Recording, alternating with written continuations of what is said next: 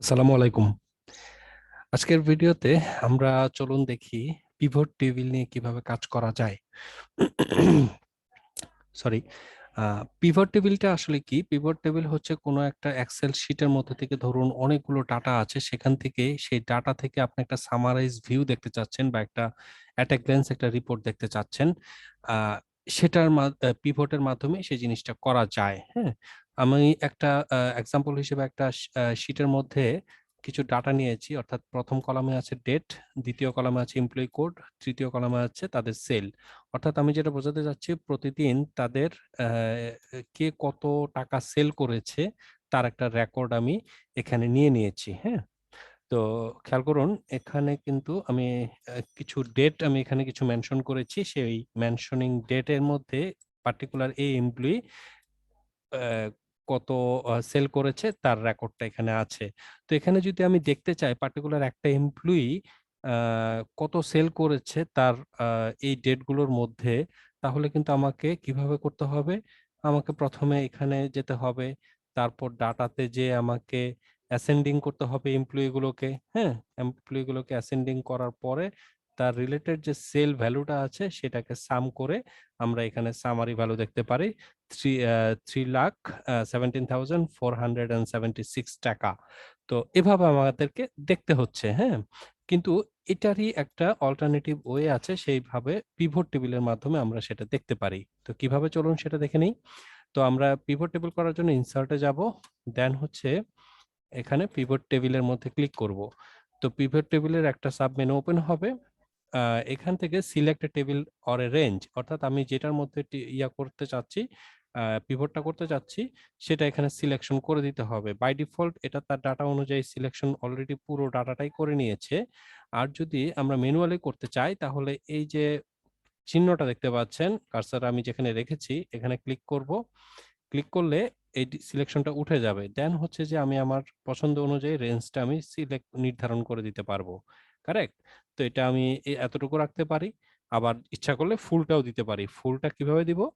ধরেন control, keyboard থেকে control shift এবং ডাউন অ্যারোকে যদি প্রেস করি, তাহলে টোটাল এরিয়াটাই সে নিয়ে নেবে। যতক্ষণ পর্যন্ত না এইটা ক্লিক করব, ততক্ষণ পর্যন্ত কিন্তু এটা সিলেকশনটা ডিসিলেক্ট হবে না। খেয়াল করে দেখুন, আমাদের সিলেকশনটা কিন্তু একটা রো এর আকারে একটা মুভমেন্ট করছে আর কি। তো এটা এখনো সিলেকশন কমপ্লিট হয়নি। তো কমপ্লিট করার জন্য অ্যাগেইন আমরা ওই চিহ্নটার মধ্যে ক্লিক করব। দেন আমার সিলেকশনটা উঠে গেছে, দ্যাট মিনস আমার এটা এরিয়াটা নিয়ে নিয়েছে। দেন আর এখানে কোনো কিছু করার দরকার নেই, আমরা একটা ওকেতে ক্লিক করলেই আমাদের একটা শীট তৈরি হয়ে যাবে। খেয়াল করুন, আমি পিভট নামে একটা শীট তৈরি করেছিলাম, সেখানে আমার ডাটাগুলো ছিল। সেখান থেকে আমি যখন পিভটে ক্লিক করলাম, দেন হচ্ছে আরেকটা শীট তৈরি হয়েছে এবং এরকম একটা ডায়াগ্রাম শো করছে আমার শীটের মধ্যে। ঠিক আছে? তো এখন দেখুন, আমি যদি বাইরে ক্লিক করি অন্য সেলের মধ্যে, তাহলে দেখেন এখানে কোনো অপশন আর শো করছে না, কি করব? কিন্তু যখন আমি এই পিভট টেবিল এই অপশনটার উপরে ক্লিক করব বা এই এরিয়াটাতে ক্লিক করব, দেন দেখেন ডান দিকে একটা পিভট টেবিল ফিল্ডস চলে আসছে। ঠিক আছে? তো এখান থেকে আমি আমার মতো করে সাজিয়ে নিতে পারবো আমার রিপোর্টটা আমি কিভাবে দেখতে চাই। তো চলুন, আমি প্রথমে যেটা বলেছিলাম, আমি এমপ্লয়ি ওয়াইজ দেখতে চাই কার কত সেল হয়েছে। হ্যাঁ, তো আমি যেটা করব, এমপ্লয়িটাকে রো এর মধ্যে নিব। যখনই আমি এমপ্লয়িটাকে ড্রাগ এন্ড ড্রপ করে রো এর উপরে ফিল্ডের মধ্যে ফেলে দিলাম, তখনই দেখেন বাম পাশে আমার এখানে যতগুলো এমপ্লয়ি আমি দেখতে যাচ্ছি বা ওই শিটের মধ্যে ছিল, সবগুলো কিন্তু এখানে ইউনিক আকারে শো করছে। হ্যাঁ, অর্থাৎ এখানে যতগুলো এমপ্লয়ি আছে সবগুলো সিঙ্গেল সিঙ্গেল এমপ্লয়ি নিয়ে আসছে। গেল 1 নাম্বার কাজ। 2 নাম্বার কাজ হচ্ছে আমি তার সেল দেখতে চাচ্ছি, এই এমপ্লয়িটার টোটাল সেল কত। হ্যাঁ, তো এখন সেলটা দেখতে হলে আমাকে যেটা করতে হবে, সেলটাকে ড্র্যাগ এন্ড ড্রপ করে আমি টেনে নিয়ে এই ভ্যালুজ এর উপরে ফেললাম। খেয়াল করে দেখুন, যখনই আমি ভ্যালুজ এর উপরে ফেললাম, ডান দিকে কিন্তু ওই এমপ্লয়ি টোটাল সামটা এখানে ডান দিকে অটোমেটিক্যালি শো করছে। তার মানে কি হলো, আমি কিন্তু খুব সংক্ষেপে, খুব সহজে, হ্যাঁ, আমি তার পুরো আমার এমপ্লয়ির কার কত সেল করেছে সেটা কিন্তু দেখে ফেলতে পারছি। ঠিক আছে? তো এখন এটা আমি কিন্তু ডেট আকারেও দেখতে পারি। সেটা কিভাবে? এই ডেটটা যদি আমি ধরুন এই রোজ এর মধ্যে রাখি, আর এমপ্লয়িটাকে ডিসিলেক্ট করে উপর দিকে উঠিয়ে দেই, তাহলে আমার পার্টিকুলার ডেতে কত সেল হয়েছে সেটাও কিন্তু আমি দেখে ফেলতে পারছি। ফর এক্সাম্পল জানুয়ারি মাসের 1 তারিখে আমার এত সেল হয়েছে, জানুয়ারি মাসের 2 তারিখে এত সেল হয়েছে। এভাবে কিন্তু আমি আমার সেলগুলোকে দেখতে পাচ্ছি এবং এট এ গ্ল্যান্স টোটাল কত টাকা সেল হলো এ পর্যন্ত সেটাও কিন্তু আমি দেখে ফেলতে পারছি। তো এই পিভট টেবিলের এই হচ্ছে অনেক সুবিধা বা মজা। তো এখান থেকেও আমি ফিল্টার করতে পারি ইচ্ছা করলে। যেমন ধরুন আমি এখানে দেখেন ভ্যালুটা সেল সাম আকারে আছে। আমি যদি এভারেজ করতে চাই সেটাও কিন্তু পসিবল। দেখেন ভ্যালু ফিল্ড সেটিংস এখানে যদি আমি ক্লিক করি তাহলে দেখেন উপরে আছে column name, sum of cell. নিচের দিকে কিছু অপশন দেয়া আছে দেখেন অ্যাগ্রিগেট ফাংশন গুলো দেয়া আছে যেমন সাম, কাউন্ট, এভারেজ, ম্যাক্সিমাম, মিনিমাম, হ্যাঁ, প্রোডাক্ট, তারপরে কাউন্ট নাম্বারস, এরকম কিছু ইয়া দেয়া আছে। যেমন আমি যদি এখন এভারেজ দেখতে চাই যে আমার এই যে এতদিন আমি সেল করলাম আমার এভারেজ সেলটা কত হলো সেটাও কিন্তু দেখে ফেলা পসিবল। দেখেন 1 তারিখে এত টাকা এভারেজ সেল, 2 তারিখে এত সেল, 3 তারিখে এত সেল, এভাবে কিন্তু আমি এভারেজ আকারেও দেখে ফেলতে পারি। ওকে, তো এটাকে যদি আমি আবার রিমুভ করতে চাই, চেঞ্জ করতে চাই, তাহলে আমার মিনিমাম কত তারিখে মিনিমাম সেল হয়েছে সেটা কিন্তু আমি এখানে দেখে ফেলতে পারবো যে মিনিমাম সেল হয়েছে প্রতি ইয়াতেই ডেটেই 9,000 টাকা।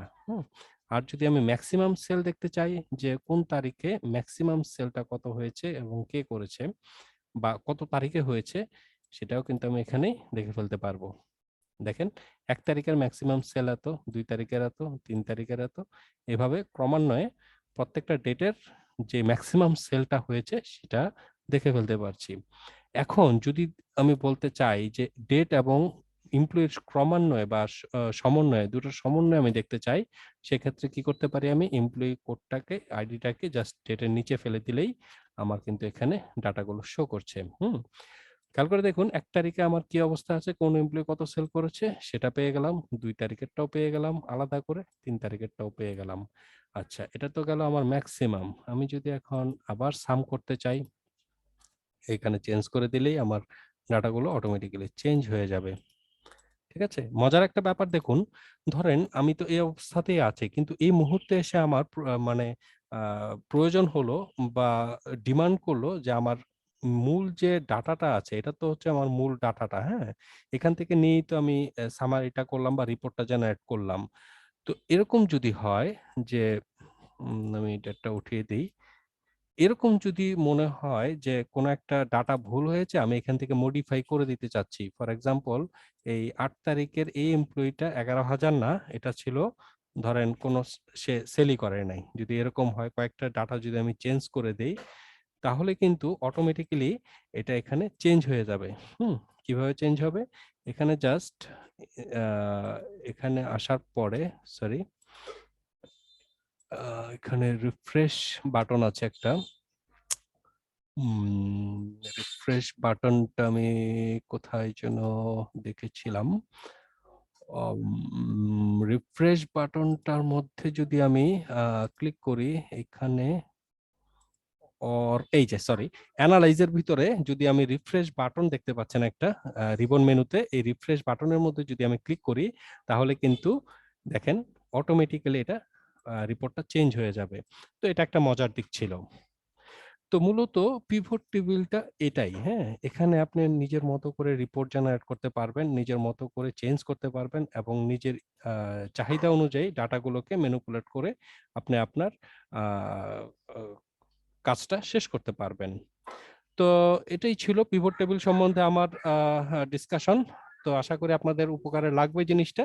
তো আজকের মতো বিদায় নিচ্ছি, আল্লাহ হাফেজ, দেখা হবে অন্য কোনো ভিডিওতে অন্য কোনো সময়। শেষ সময় পর্যন্ত ভালো থাকুন, সুস্থ থাকুন, আর আমার চ্যানেলটা সাবস্ক্রাইব করতে ভুল করবেন না। তো থ্যাংক ইউ সো মাচ, আল্লাহ হাফেজ।